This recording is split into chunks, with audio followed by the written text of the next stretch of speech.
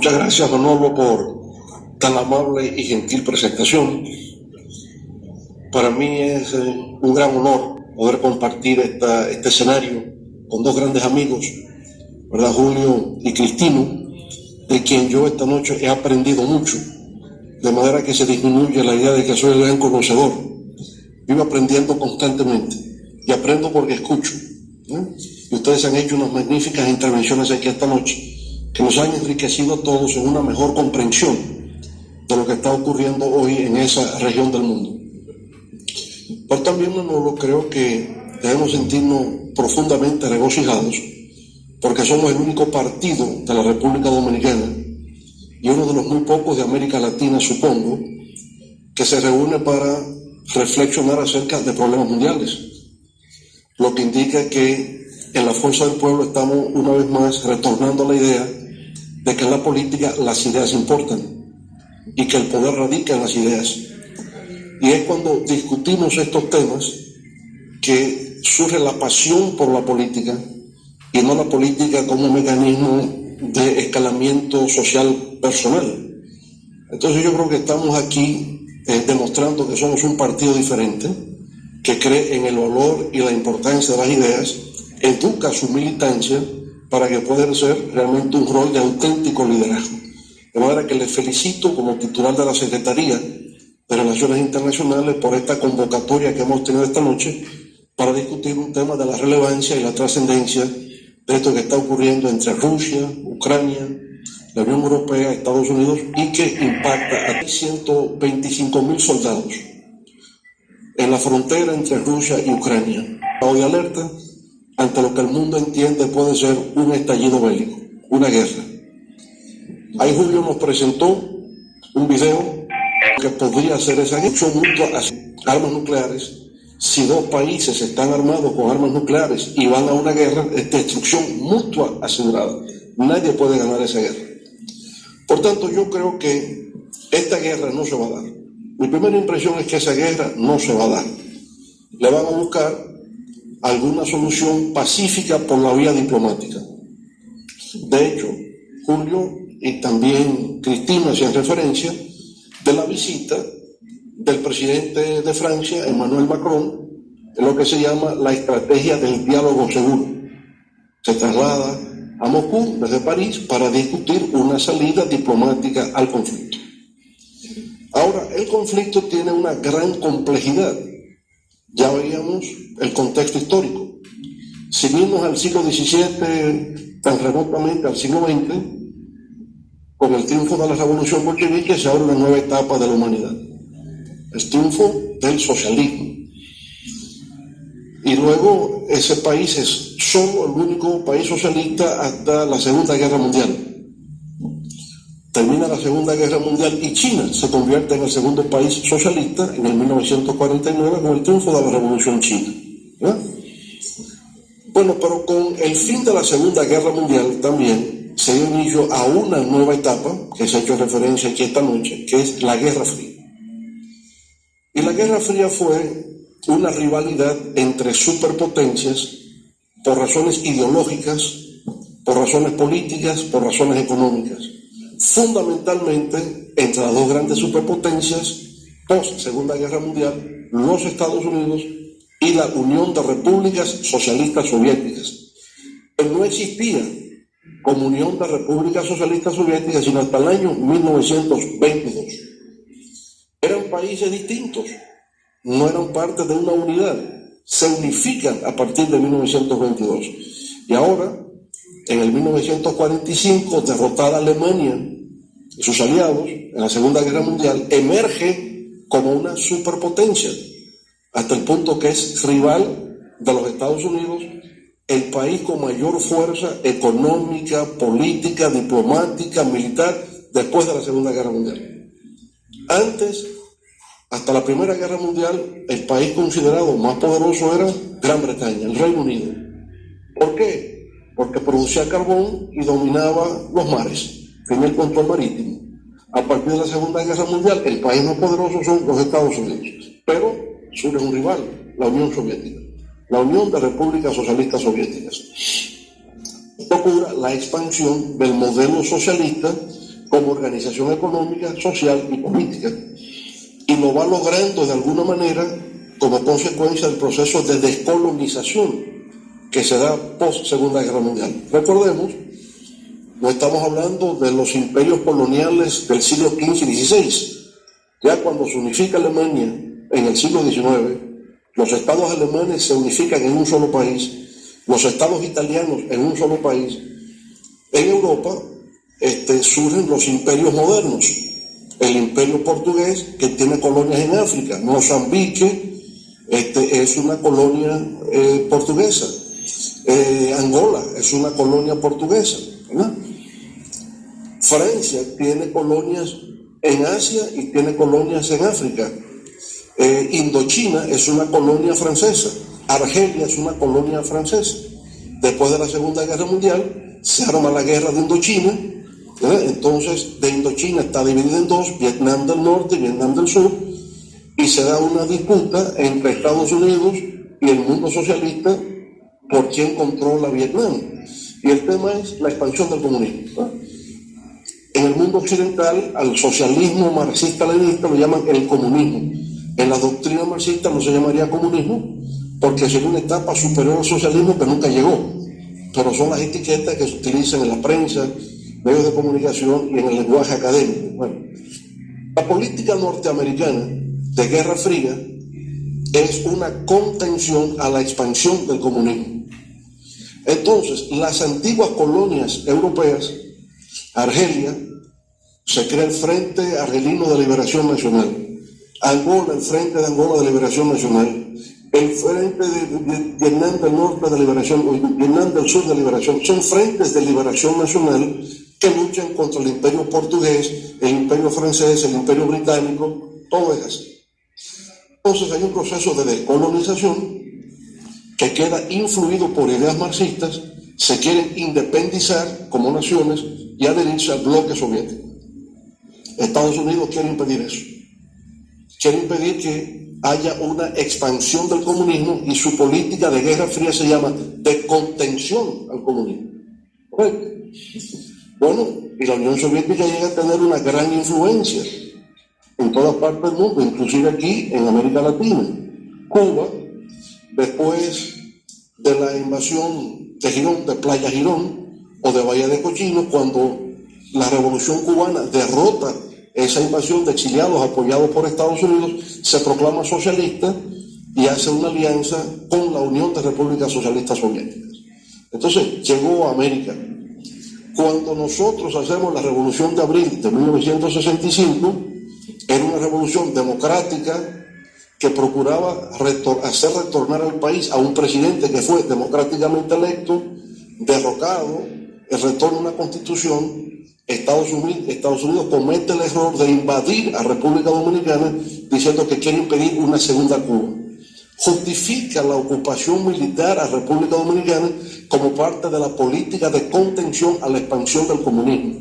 Aquí se equivocó, porque aquí no había comunismo, se equivocaron, como se equivocaron en muchos lugares. Pero en esencia era eso. La Unión Soviética se veía como el rival. Nunca hubo una guerra entre la Unión Soviética y los Estados Unidos, pero muchas guerras periféricas, muchas guerrillas, donde estaban de un lado o del otro. Nadie pensaba que la Unión Soviética iba a desaparecer así por así. Eso no estuvo en cabeza de nadie, ni siquiera en la de Mikhail Gorbachev, que cuando fue electo para reformar el socialismo, no para convertirse en su sepulturero. Pero ocurrió así. Nadie previó que eso podía desaparecer sin disparar un solo tiro. Nada, de repente cayó. Ahora, el tema que nos convoca es qué pasa después que la Unión de Repúblicas Socialistas Soviéticas desaparece y cómo es que estamos en la situación actual. Entonces, en el marco militar, en el periodo de la Guerra Fría, se crea del lado norteamericano la OTAN, que es una alianza, ¿verdad?, de países occidentales, organización del Tratado del Atlántico Norte. Los países europeos occidentales, Gran Bretaña, Francia, Italia, Portugal, ¿verdad? Estos son los países que en principio están ahí, junto con Estados Unidos. En respuesta a eso, el bloque soviético crea el Pacto de Varsovia. capital de Polonia. Y son los dos grupos militares que apoyan ambos bandos.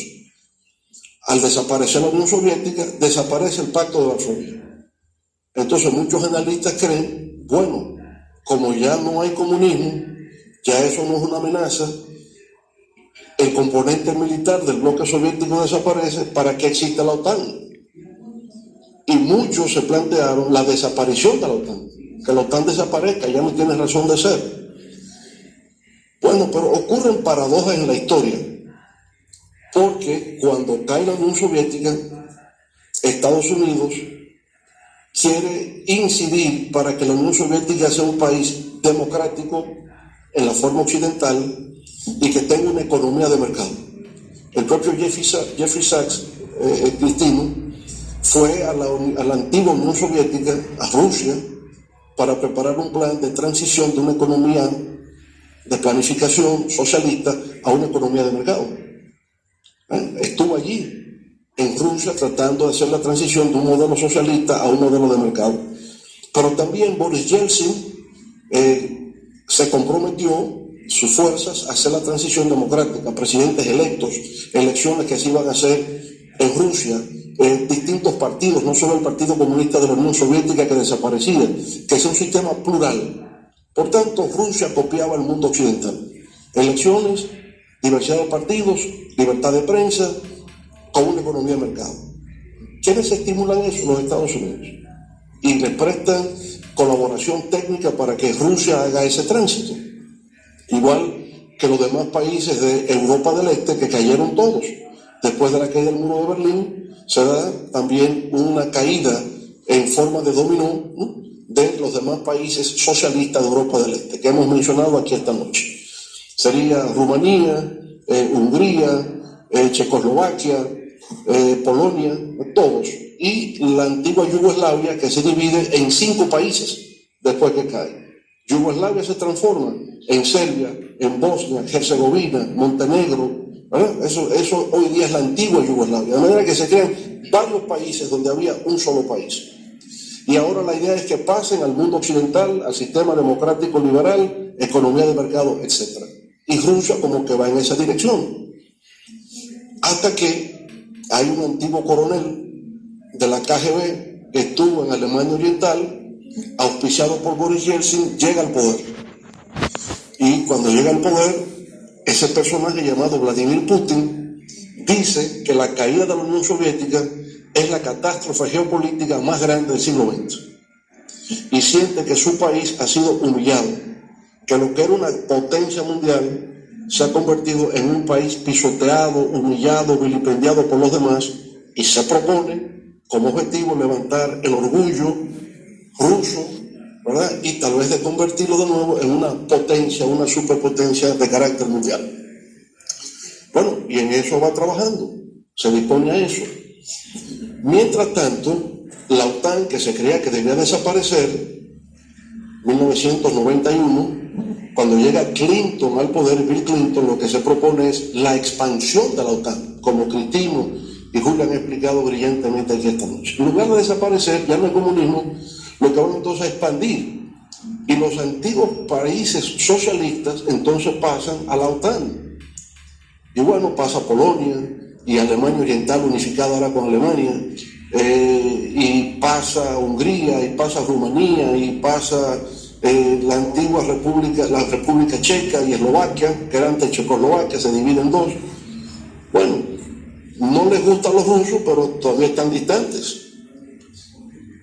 Pero entonces, una vez logrado eso, entrando ya en este siglo XXI, en la segunda década, quieren avanzar hacia antiguas naciones que integraban la Unión de Repúblicas Socialistas Soviéticas, Georgia, Bielorrusia, Ucrania, que hacen frontera con Rusia. ¿Cómo lograr en la expansión de la OTAN que también esos países entren a la Unión Europea y a la OTAN? Y entonces donde Putin dice, esta es la cruz de Pizarro, esta es la raya de Pizarro, hasta aquí llegamos. Esta es la línea roja que no podemos aceptar. No podemos aceptar que Ucrania entre a la OTAN, porque esa alianza militar entonces puede colocar misiles hacia Rusia y no podemos permitir eso. Como Estados Unidos no permitió tener misiles soviéticos en Cuba y hubo que negociar para sacar esos misiles de Cuba. Putin entiende que no puede haber misiles de la OTAN en Ucrania o en Georgia o en Bielorrusia porque eso hace frontera con Rusia. Ese es el tema. Ahora bien, la pregunta sería, ¿y por qué razón Estados Unidos y la OTAN quisieran entonces tener a Ucrania y después a Georgia y a Bielorrusia en la OTAN? ¿Por qué? ¿Por qué insisten en eso a pesar de que saben de que Rusia no lo acepta por razones de seguridad? Varias razones. La primera es la visión de Rusia como potencia. Si Rusia tiene control de Ucrania, se convierte en un imperio, se convierte en una potencia. Si Rusia no tiene control sobre Ucrania, no es potencia. ¿Por qué razón? Porque Ucrania es el segundo país más grande de la Europa Oriental. En el mundo euroasiático, Rusia es el de mayor territorio y el segundo de mayor territorio es Ucrania. ¿Verdad? Que controlar eso le daría a Rusia un gran poder. Pero también se disputan, hay intereses diversos que se han dicho aquí en el día de hoy. Hay temas familiares. La parte de Ucrania oriental, esa parte del este de Ucrania, hablan ruso, son rusos de origen, ¿verdad? Hay un vínculo histórico, familiar, de lengua, de tradición entre Rusia y Ucrania, que se considera como que una parte del otro, ha sido así. Ya ustedes ven, la península de Crimea siempre fue de Rusia, Nikita Khrushchev fue que se la regaló. Nikita Khrushchev regaló la península de Crimea a Ucrania, pero eso siempre fue de Rusia. Pero lo hizo cuando era la Unión de Repúblicas Socialistas Soviéticas, y lo hizo por la fraternidad, lo hizo por la solidaridad del mundo socialista. Ahora ya no lo son. Y resulta que si Ucrania pasa a la OTAN y con Ucrania y Crimea, la flota marítima rusa no tiene salida al Mar Negro. Y si no tiene salida al Mar Negro, no llega tampoco, no cruza el Báltico, no llega al Mediterráneo, no tiene presencia en el Medio Oriente, ni tampoco en África del Norte, ni hacia el Atlántico. Por tanto, es un tema geopolítico de supervivencia. Rusia necesita inevitablemente tener control del puerto marítimo de Sebastopol, ¿verdad? Donde está la flota en el Mar Negro. Insisto, del Mar Negro salen por el Báltico al Mediterráneo, norte de África, el Atlántico y también Medio Oriente. Es imposible entender que Rusia no pueda tener control de la península de Crimea. Ahora, estos son los intereses, el tema de la venta del gas, los gasoductos, los oleoductos que salen desde Rusia, pasan por territorio de Ucrania y venden eso en Europa, en Alemania. Esos son intereses. Pero lo más importante es que en la historia se ha sostenido, en una perspectiva geopolítica, que el que controle Eurasia domina el mundo. Y entonces, si Rusia logra mantener el control de esa parte del mundo, ahora conjuntamente con China, en la ruta de la seda, el mundo Indo-Pacífico, o sea, Océano Pacífico con el Indo, donde se vincularían China y Rusia, dominarían la región de Eurasia, y con eso, hacia el futuro, controlarían el mundo.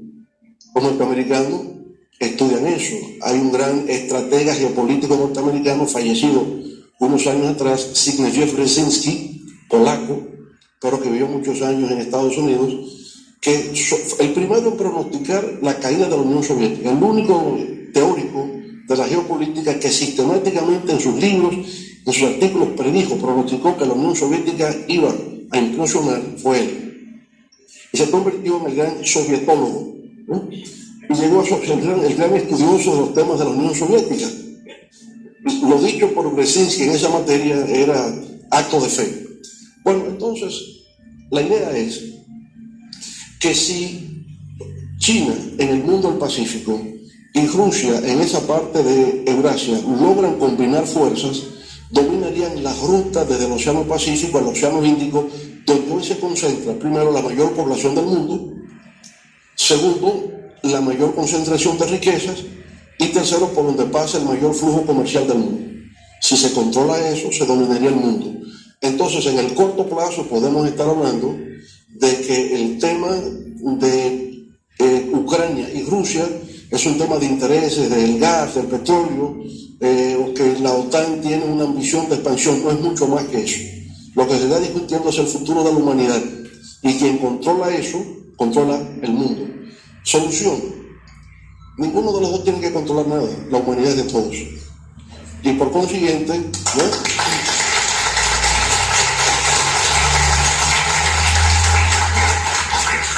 el concepto hegemónico en un mundo interdependiente e interconectado no puede estar en manos de nadie.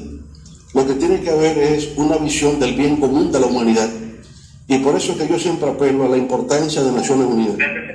Tiene que darse una reforma de Naciones Unidas para garantizar la paz y la seguridad en el mundo. Por tanto, apostamos a la sensatez, a la racionalidad, que esa guerra no se va a guerra en el mundo actual con el tipo de arsenal nuclear, pero ni siquiera hay que hacerlo. Basta soltar un virus. Ya sabemos.